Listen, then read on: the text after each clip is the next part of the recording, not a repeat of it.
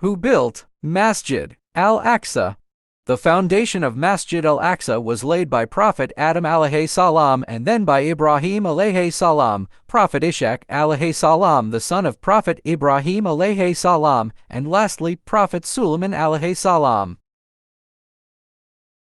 However, over the years, the farthest mosque was demolished after the conquest of Jerusalem. Later in 705 AD, Abdul Malik ibn Marwan instructed his workers to restore Mosque Al-Aqsa on Temple Mount. In fact, Masjid Al-Aqsa was the second mosque to be constructed on earth. Abu Dar Allahu Ta'ala anhu reported that he once asked the Prophet Muhammad, peace be upon him,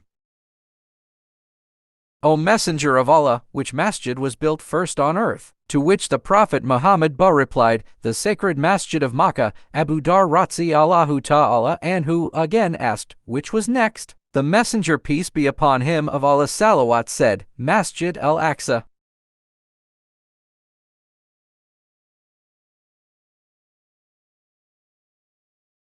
Abu Dar Allahu Ta'ala anhu further asked, how long was the period between the buildings of the two masjids? Prophet Muhammad, peace be upon him, replied, 40 years. Apart from these, offer your prayer anywhere when it is time to pray, although excellence is in praying in these masjids. Sahih al-Bukhari. Thanks for watching.